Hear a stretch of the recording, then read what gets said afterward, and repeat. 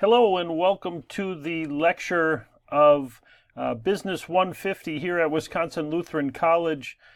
This chapter is Chapter 9, Dealing with Managing for Business Success. When we look at managing, there are two key terms that every person involved in management needs to understand. The first is efficiency and the second is effectiveness. Let's take a look at how those two words are completely different. So first of all, effectiveness means that we get the job done. Okay, we are given a task, we are given an assignment, and if we get that task done within the time frame that is allotted to us, we are effective. And so we achieve the goal as fully as possible. So again, if the goal is to, let's say, for example, paint a house, when the house gets completely painted, we have effectively accomplished our goal. The other word, efficiency, deals with the resources that we use in order to accomplish a particular task. And efficiency says we use or waste as few as resources as possible. So if we are given the task to paint a house and we hire 25 people and buy 25 gallons of paint and 25 brushes and 25 rollers and 25 ladders, there is no doubt that we probably be effective in accomplishing our task.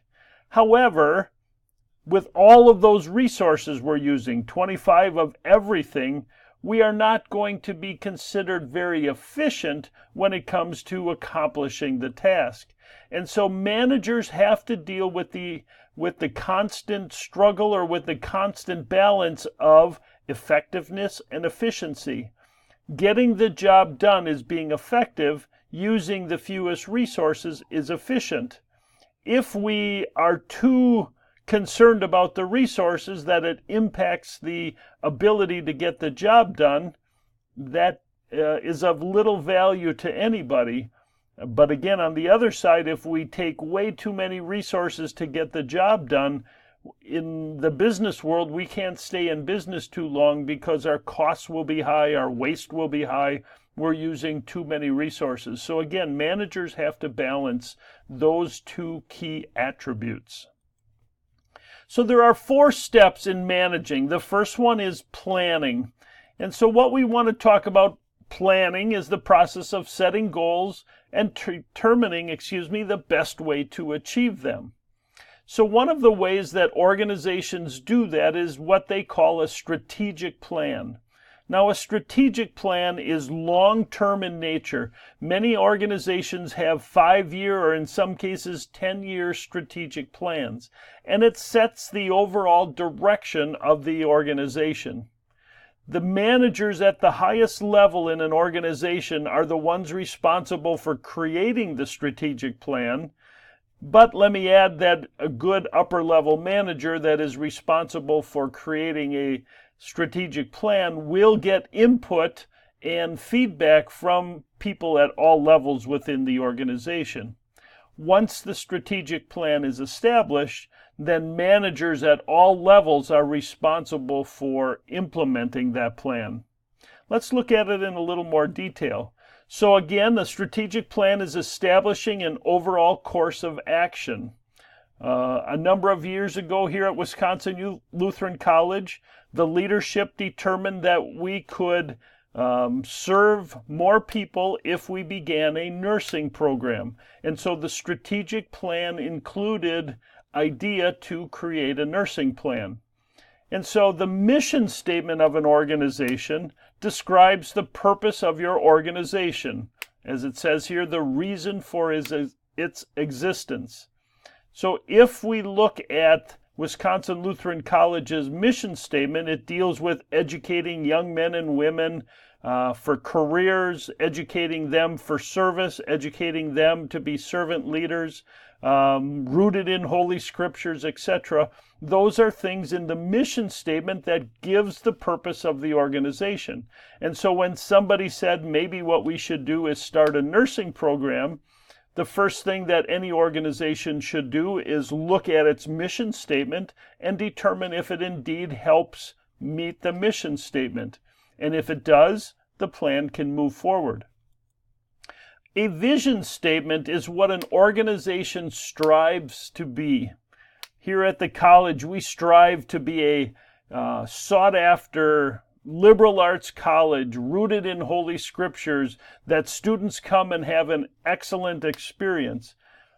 I had a professor one time explain to me that this is what the organization would look like if we get it right. And so what the organization strives to be.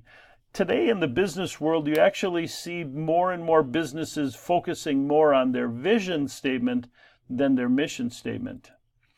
Third, identify core values, which again are fundamental beliefs about what's important and what is and isn't appropriate when we do follow out our activities. So for example, here at Wisconsin Lutheran College, one of our core values is rooted in Holy Scripture, based on biblical principles. And so if somebody shared with us, well, I think you could potentially attract a couple more students if they didn't have to do as many theology classes, or if you didn't do chapel, or whatever the case may be, the core values of this organization say, maybe you're right, maybe you're wrong, but that's not who we are. And so we're not going to go down that avenue and see if there are possibilities. Why? Because those are our core values. A company that is very much into developing new products might have a core value of being highly innovative. Somebody that has built their business on awesome customer service says one of our core values, something we are not going to mess with, is customer service. So mission statement, vision statement, core values. And then what a company does is create a SWOT analysis. And the purpose of a SWOT analysis is to identify a company's strengths, weaknesses, opportunities, and threats. So as you can see by this graph here, the strengths, weaknesses are on the upper half of the chart. The opportunities and threats are on the lower portion of the chart. If you look in the upper right and upper left-hand column of strengths and weaknesses, there is a little I. That I stands for internal. And if you look at opportunities and threats, it is E for external. So strengths and weaknesses are internal to an organization. Opportunities and threats are forces from the external side of things that impact the company. Here at Wisconsin Lutheran College, a strength might be the small class size. A weakness might be we have limited number of majors. An opportunity might be our proximity to the medical college across the street.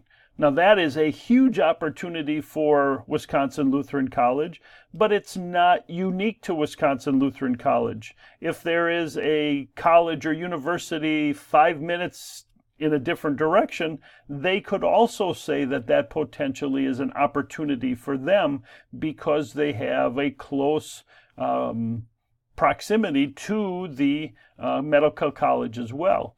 A threat is also external, something that's not unique to Wisconsin Lutheran College, and those are things that impact all organizations in the same industry. So in that case, we might have the economy might be a threat. So if the economy turns south and people don't have as much spending income, it could threaten Wisconsin Lutheran College enrollment. Online classes potentially are a threat. So those are things that WLC has to be aware of. They're not unique to WLC, but they are important to understand when we do our strengths, weaknesses, opportunity, and threats analysis. To round out our strategic plan, the last two steps are to establish goals and objectives, and then lastly, to develop and implement plans, and that can be divided between tactical and operational. So let's look at that in a little more detail. So our goal is a major accomplishment to achieve over a long period of time. So a goal is to increase the number of majors by 10%, for example. That would be a goal. A increase enrollment by 20% over the next 5 years would be a goal, a major accomplishment that is designed to be done over a period of time. The objective then is a shorter term performance target that helps us reach that goal. So if we were going to talk about having, let's just say, 1,200 students here at Wisconsin Lutheran College in the next 5 years, what are some things that we are going to do that will allow us to potentially reach that long-term goal? Again, short-term performance targets. Maybe it says that we need 2 new majors a year for the next 5 years, or maybe we need to increase enrollment 25 students per year for each of the next 5 years. Those are short-term objectives, so we can see if we are on target to reach our long-term goal. Organizations will have a number of goals, and they will change over time. In the case of Wisconsin Lutheran College, we have a changing industry, and so what used to be what students were looking for in a college may not be appropriate today, or industries change, and so years ago people were looking for people with these skills, and today they're looking for different skills. So an organization has multiple goals and objectives, and again, they change over time. Lastly, we want to talk about the types of plans. We have what's called tactical plans and operational plans. Tactical plans are short-term in nature, and they specify activities and resources that are needed to implement strategic plans. A number of years ago, when the college looked at what it would take to grow the college, one of the activities that they realized was potentially standing in the way were twofold. One was additional student housing, and as a result of that, people took on the task of figuring out how to address that issue, and the Aspire building was born or built. The parking was an issue for many years, and so a number of other people took on the task of figuring out how to address the parking issue, and as a result, the parking structure was built. So those were tactical, short-term activities that needed to be done in order for us to implement our strategic plan. And then operational are detailed action plans to implement tactical. So when the Aspire building was thought of, or when housing was needed, well, then we had to form a building committee, and the building committee had to study this and study that, and then we had to hire a contractor. And once we hired a contractor, we had to have somebody plan the decorations and so on. Those are the detailed action steps used to develop the tactical plan, which is used to create the long-term strategic plan. I'm going to take a pause right now, close out this first portion of the video, and when we come back, we'll look at the second step, which is organizing.